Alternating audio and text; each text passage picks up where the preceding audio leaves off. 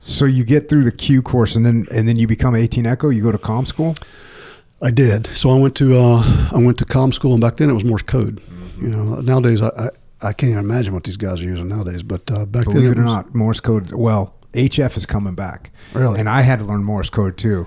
As a young SEAL comm guy, I had to learn Morse code and sat there with headphones on, writing groups out. Yeah, no, groups or whatever. Yeah, the old Diana pad with the trigraph. Yeah, there you go. Yeah, all day. Yeah, and then we used to call it the Angry 71. It was the ANGRA 71, where you had to wind it up to send code over a box, and you hope that the spring lasted through the message. So it's different phases of the Q course. All the physical stuff's done in the first 7 weeks, 5 days, and then you go into comm school. And at the time, the highest attrition rate was probably in the medic course. Mm-hmm. We lost a lot of medics in the goat live tissue training. Yep. And then probably second highest with commo because of Morse code. Mm-hmm. Yeah, a lot of guys can't pick that up. Yeah, it's like a weird natural thing that some people can't. They just can't get it. Yeah, they don't have the ear for it. It's not an intellect thing; it's a skill. Mm-hmm. And so, because I certainly wasn't the smartest dude, to ever pop out of Brackenville, Texas, but I was a code savant. You had an ear for it. I was, and it was like guys would come in and struggle with it, and it was one of the few things that I ever ran into in life where I was just, man, this is not only easy, because it's easy, it's fun, right? And so went through there, did good in code school, and then went to, of course, phase 3, Robin Sage, all that stuff. And then as a commo guys at the time, it was kind of a random draw when you finished the Q course. Most guys went to base station, so they were up at the battalion or the battalion headquarters, receiving messages from A teams all over the world.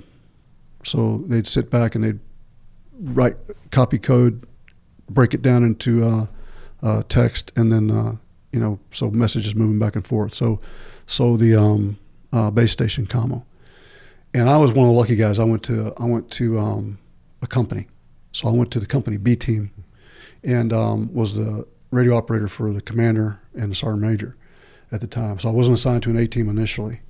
But I was a B team commo guy, and I was on Sante Road back when 5th Group was on Fort Bragg. Mm-hmm. So before they moved to Campbell, they used to be at Fort Bragg on Sante Road, bunch of wooden shacks, and all the team sergeants in A Company 1st to the 5th had been Sante Raiders. Mm-hmm. Right, and then a lot of the guys in the battalion, worked very closely together. Our buildings were basically adjacent, so you had guys like Jakovinko, old stud. He was he used to come down, sit down in the team room, and you had Komorowski, and you had Major Howard would come down there and hang out with his buddies, and so being a young special forces guy, I mean, I knew I was around legends at the time, but now at 65, I was like, man, you should have asked him this, you should have asked him that, you should have done this, you should have done that. But we had a Sante raid guy on the podcast, and he showed up for that mission, but he hadn't been to Vietnam yet, and so he was in Vietnam for like 20 minutes. His welcome to the team. His welcome to Vietnam. He got off the helicopter and like shot a guy in 10 feet away, like drilled the dude. Yeah, and it was like and then that was it. He did the Sante raid, and that was it. Yeah. It's kind of wild. Yeah, we had. I was lucky, man. Again, lucky, and sometimes better be lucky than good, right? And always. But I was raised by those guys. Yeah, and they were a little standoffish at first, but once you're around a while and you win them over, dude, they were the best guys. They were like big brothers, And again, old ass dudes, and probably in 30s, right? Mm-hmm. And I mean, a revolving door of legends, And I was on the B team, and one of the Francis Komorowski, Frank, came down from the scuba team. Back then it was called ODA 511, and they since changed the number to 515, but it was ODA 511.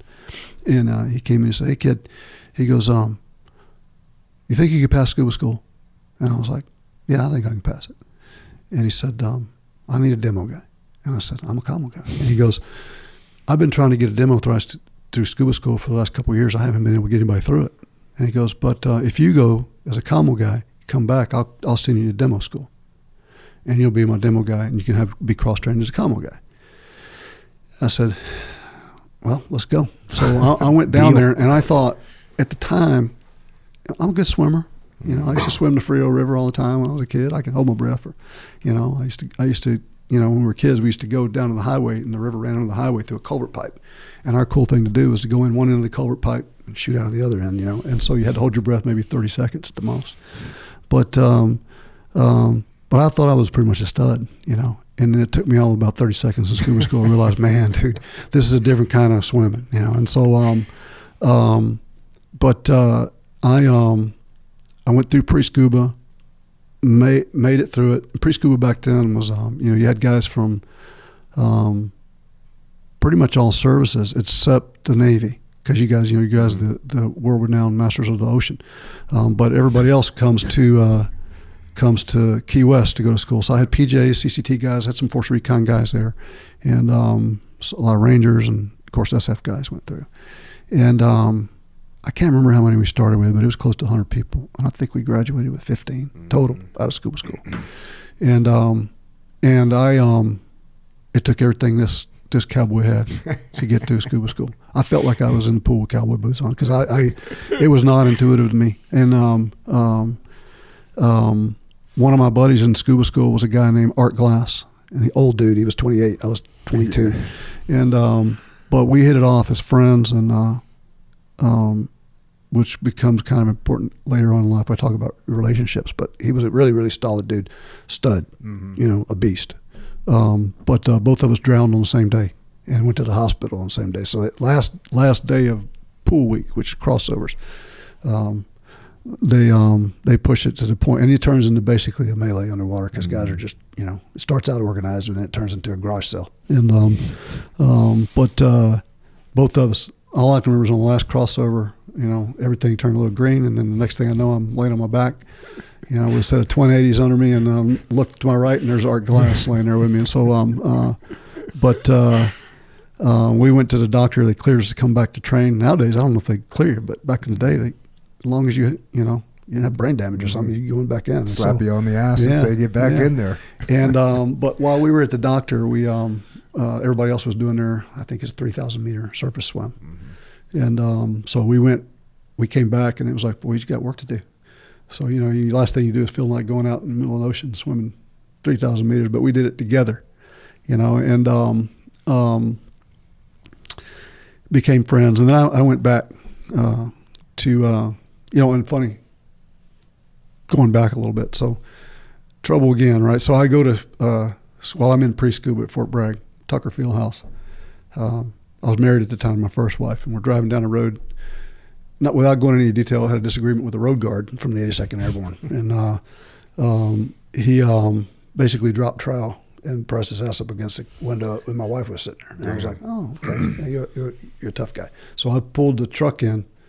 And again, it's 4 o'clock in the morning, pitch black, pulled the truck in, you know, and parked in, and I told my wife, sit here, I'll be right back. And I take off running, and I found that road guard, and he was oblivious at what was coming. And I blindsided the hell out of him, you know, and it started, and it was 50th Signal Group. And of course, you know, you're not thinking at the time. You're just like, this is the dude. And then you don't realize he's got, you know, 50 dudes behind him in a formation. And it turned into basically, I'm going to drag Norm Hooten up and down Ardennes Road. Finally, if it hadn't been for their company commander, they probably would have killed me. But so I go back to pre-scuba, and he took my name, and he called the boss. And my boss at the time was Jack Curtis Penny, J.C. Penny, been in Vietnam. And so I'm in pre-scuba, and I'm in there training, you know, I'll beat the shit. And guy comes over and goes, hey, your commander called. You need to go back to company. I was like, all right. So I'm back to company. I walked in, and he started laughing. He goes, what are you doing? And I was like, I told him what happened. He goes, man, you can't do that shit. He goes, go back to training. Mm-hmm. You know, in today's Army, I guarantee you wouldn't be there. But anyway, I ended up on the dive team as a demo guy. And so what year is it now? So I got out of the Q course in February of 1982, and then I forgot to tell you I went to DLI for a year. So I got. Oh, damn! I took what language? Turkish. So I took the D-Lab test, and I didn't know at the time that the plan was if you wanted to stay on an A team and go right to a team, you had to fail that thing.